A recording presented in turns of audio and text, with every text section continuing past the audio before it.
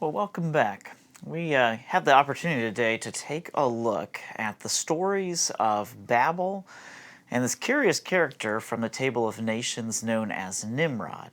If you recall, Table of Nations is found in Genesis chapter 10, and we're told at the end of that chapter that from these clans that came from the three sons of Noah, that all the nations of the world spread abroad on the earth after the flood. And in fact, when you take a look at their names, some of them we have a good idea of where they may have gone to, or where they went, or the people they became. Sometimes it's a great mystery. There's often great debate. They spread out everywhere from the Caucasus Mountains in Russia, south to Arabia, on down to Africa, places like Egypt especially. They can go as far west as Crete or as far east as Iran.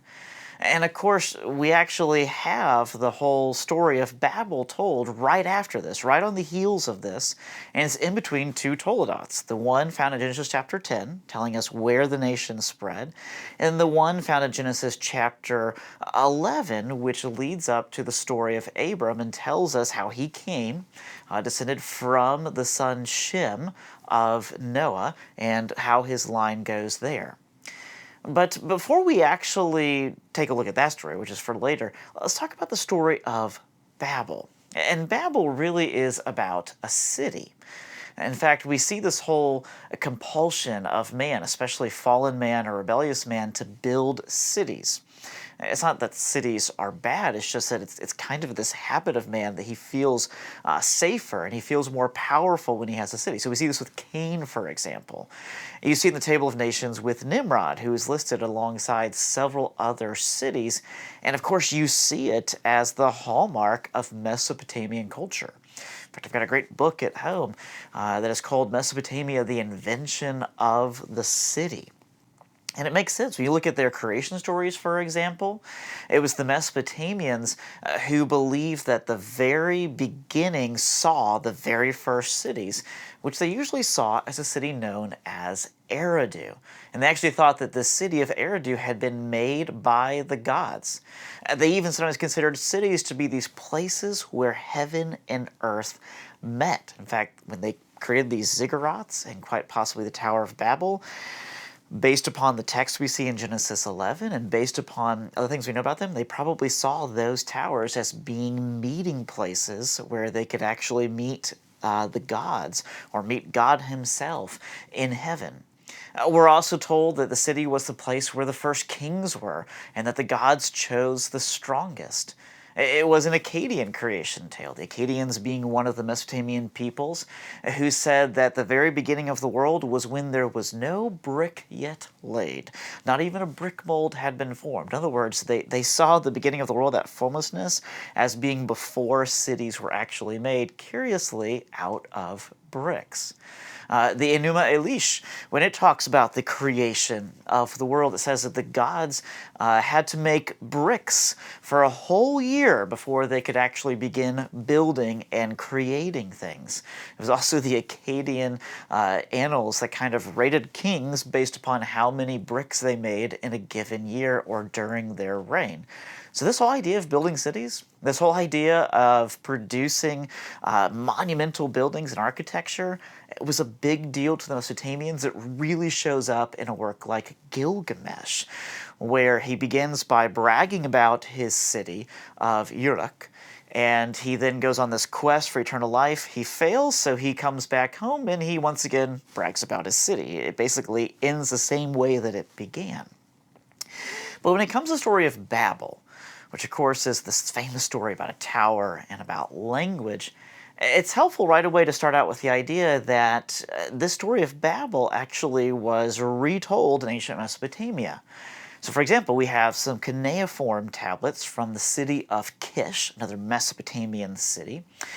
And these cuneiform tablets tell a story about how the world once was harmony tongued.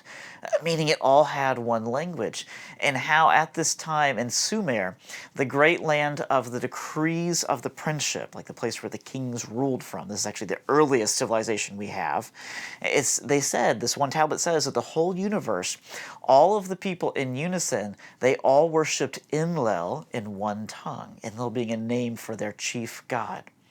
But of course, the tablet goes on, it says, but then Ada the Lord, Ada the Prince, Ada the King, Enki. He's a curious character. It shows up throughout Mesopotamian stories. The Lord of Abundance, whose commands are trustworthy, he changed the speech in their mouths. He brought contention to it, into the speech of man, that until now had been one.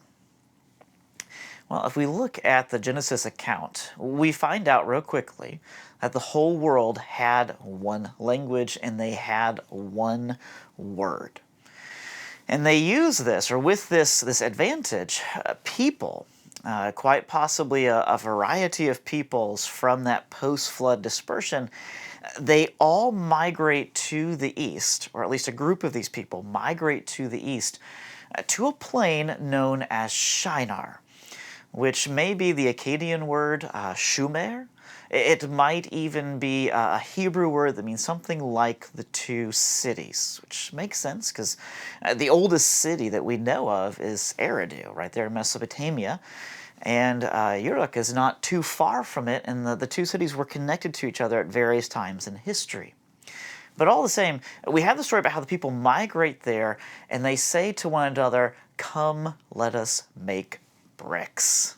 It's very much kind of the ideal of the Mesopotamian culture. Let's make bricks, let's build a city. We're told that they make these bricks and they use them to build. They use bricks for stone, we're told, and they use bitumen, which is something like tar.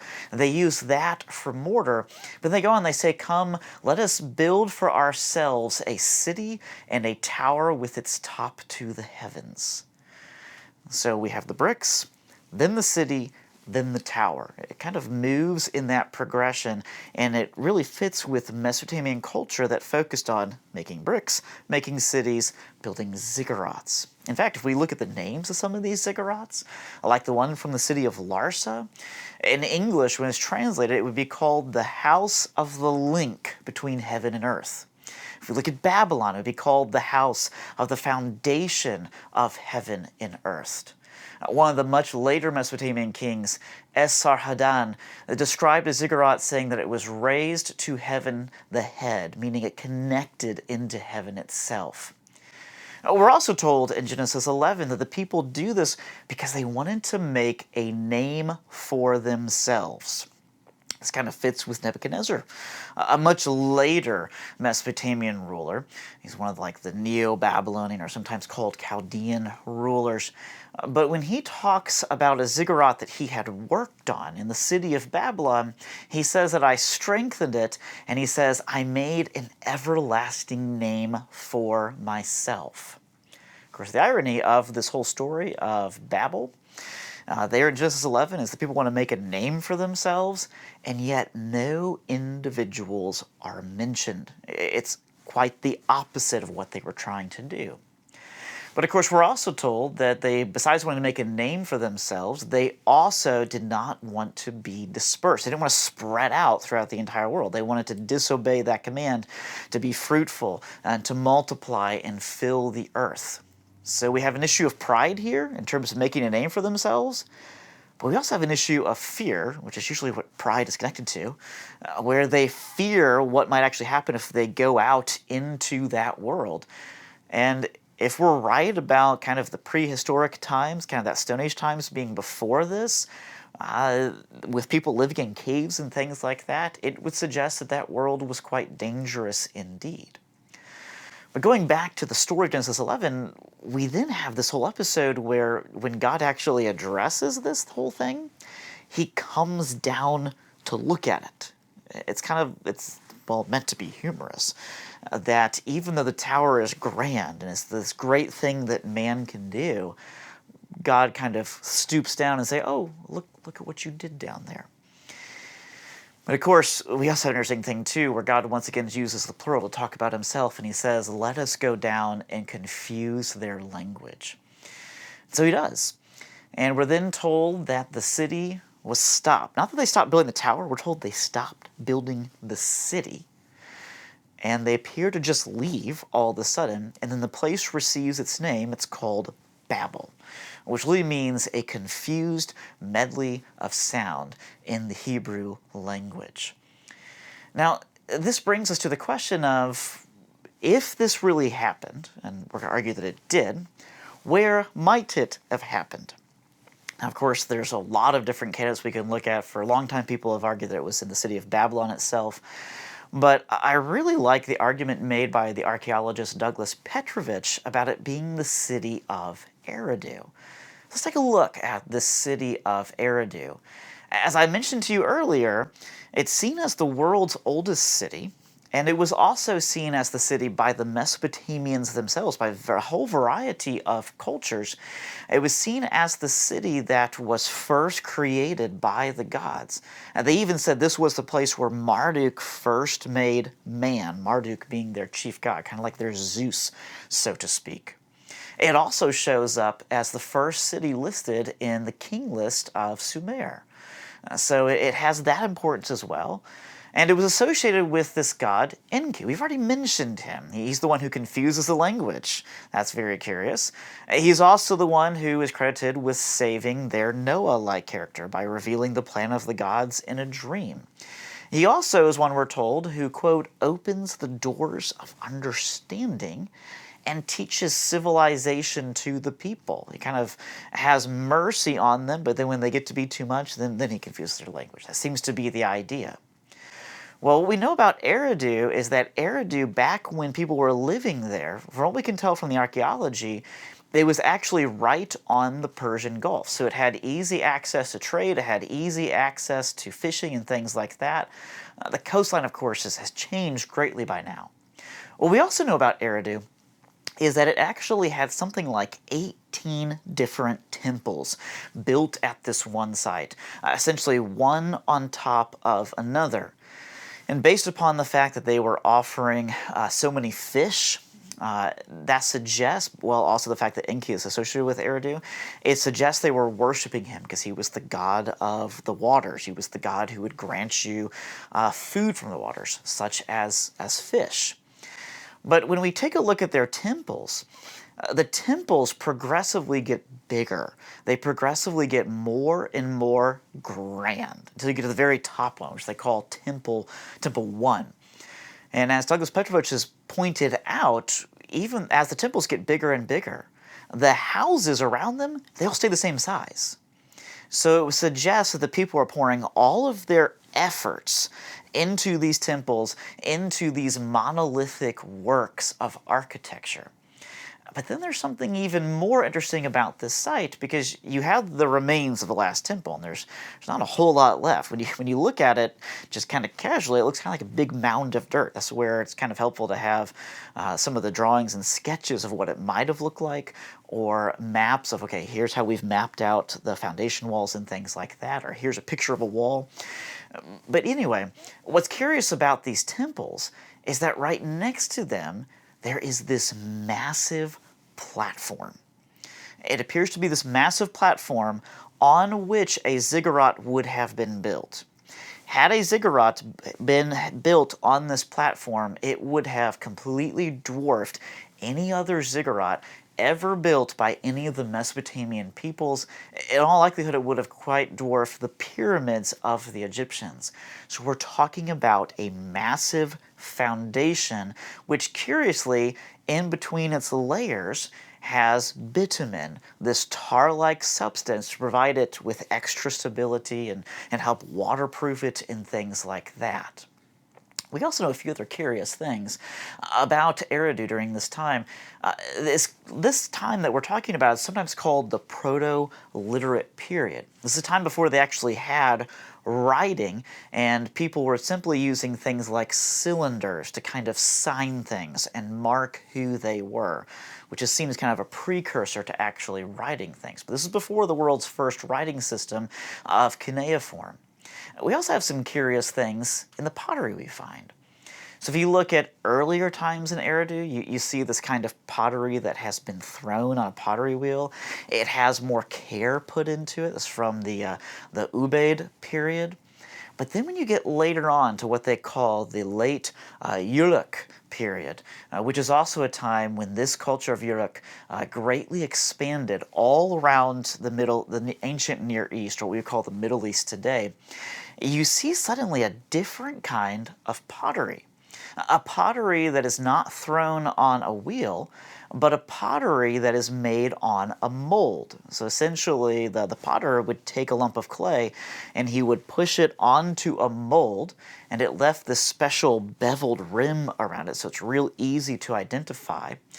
But what this meant, what this kind of pottery meant, was that it could be more easily mass produced. It was a lot quicker to produce and could be more easily used to actually provide food for people and things like that. So it actually became quite popular in Mesopotamian times because it allowed these kings to more readily feed massive armies using cheaper pottery. What's even more curious about this is that this pottery, which suggests a much larger culture, is it's found all over the Middle East. It's found as far away as Egypt, it's found as far away as Syria, it's found as far away as Anatolia in modern-day Turkey. At the same time, we see something else called the Rimchin brick, which also shows up in these same places. It's a different kind of brick than other Mesopotamian bricks that we see. It seems to be made for quick assembly, so it's long, like your typical brick is, but it has the same height and the same width. So you can easily grab it and put it into place without having to think about which side goes where as much, and then move on to the next one. So it's designed for quick building. We also see things like these baked clay cones that start showing up here, and they end up showing up all over the place shortly after this. In other words, they first show up here at Eridu and at Uruk, and then suddenly they kind of move all over the Middle East. In other words, something suggests that the people began expanding wherever they went. What's really curious about when these people expanded is that when you look at the archaeology of where they went around the Middle East, they either would conquer someone and then set up their own culture there, or they would go to a culture that's already established, say a city, for example, and they would set up their own neighborhood, kind of like a ghetto, where they seem to have their own culture. So they would use only their own technology, like only their own bowls. In fact, the bowls become a big deal. I know bowls may not sound that interesting, but the point is this: the bowls tell us kind of who is who. In other words, the theory is that these are the people of Babel, because what we have is we have a sudden abandoning of the platform of this city, of the temple, of the city itself, all at the same time. In fact, the historian Gwendolyn Like, who wrote the book Mesopotamia, the Invention of the City, says that it seems to happen overnight. Well, that may very well be the site of Babel. We really don't know. We're just kind of taking a look at the evidence and trying to draw some conclusions here. Another interesting character to talk about at this point, who shows up in Genesis 10, but quite possibly comes after Babel, and that is the character of Nimrod. We're told a few things about him. We're told, for example, he's the son of Cush, who was from the line of Ham. Actually, he was the oldest son of Ham. And we also know his name Nimrod, which literally means "we shall rebel." He's a curious character. We're told, for example, that he was the first on earth to be a mighty hunter, and that he was a mighty hunter before the Lord. The Hebrew seems to suggest that he acted without much reverence for life, and that he was mighty primarily in slaughter. He was a great conqueror. And then, of course, he's associated with several cities that he either ruled or built. Cities such as ancient Babylon, Bab-Elim, which means the gate of God, if you follow like the Sumerian and Akkadian language, or as I told you earlier, means the confused medley of sounds if you follow the Hebrew. One thing that's really interesting is that this city, this name Babylon, it shows up all over the place in the Middle East. There were multiple sites called Babylon, and Eridu was actually at one point called Babylon as well. It was sometimes seen as the same. We're also told that he ruled over Erech, which would probably be Uruk, which means something like seat. We're We're told that he ruled over Akkad, which means to bind, which curiously, the Akkadians, we're going to talk about, one of the great peoples of Mesopotamia. We have all kinds of archaeology about them, but we have never actually found the city of Akkad. He builds the city of Calneh, which means something like fulfillment. It's also commented on. It's called the Great City. And all of these things we're told are done in the land of Shinar, which is associated with Sumer, based upon the Akkadian language, which calls it Shumer, but also based upon evidences such as Daniel 1, where we're told that Nebuchadnezzar moved the vessels of the temple that he had taken from Jerusalem. He moved them to the land of Shinar, where he worshipped his gods. Eridu, possible site of Babylon. Years after, actually centuries after it was abandoned, one of the other kings, a king from the city of Ur, built a gigantic temple on that platform, a huge ziggurat. And that appears to be the ziggurat where Nebuchadnezzar would worship his gods, because he conquered all of what we now call the Middle East. We're also told about the fact that this Nimrod built cities like Nineveh, he built cities like Calah, he built cities like Rezin, which was in the land of Ashur. It's the beginning of the Assyrians as well. Well, there is some suggestion that this character might correspond to an ancient character known as Sargon I, or Sargon of Akkad. From what we can tell in history, Sargon was the world's first emperor. In fact, you can take a look here at what is thought maybe to be his portrait done in copper. It was found about 80 years ago in the city of Nineveh. What we know about Sargon was that he conquered everything from Sumer to Akkad to Assyria, even made invasions into Anatolia, into Iran, and into Lebanon. His name was sometimes called Sheru Kinu, which literally means the legitimate king. It's not really a name, that's a title he probably gave himself, meaning, yes, I'm supposed to be king. That was probably because his story says he was a cupbearer who served a king, who was overthrown by yet another guy, and then Sargon overthrew that guy and became king.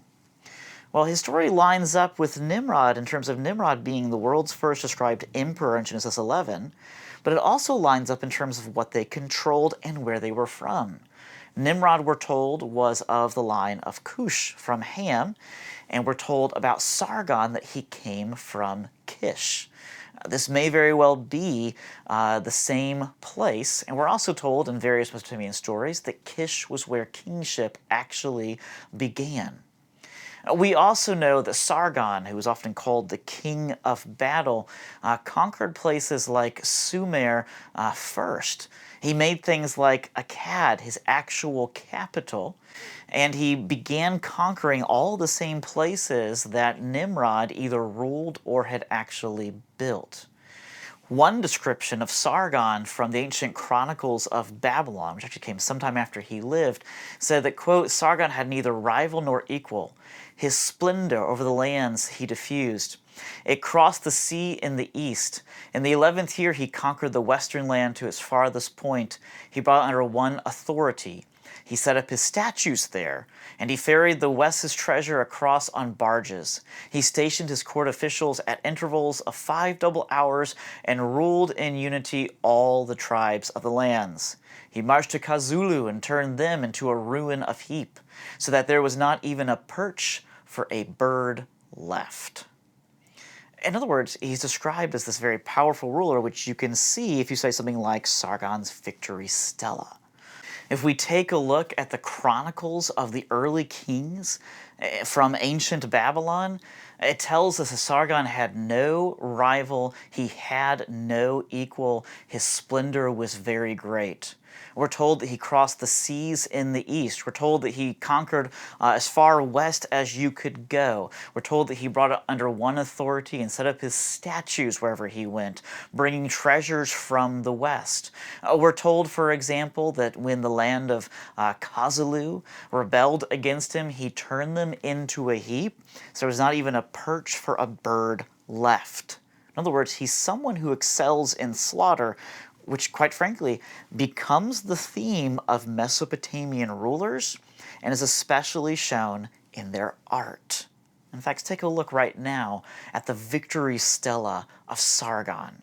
If you look at this, you'll see some real common things about Mesopotamian art.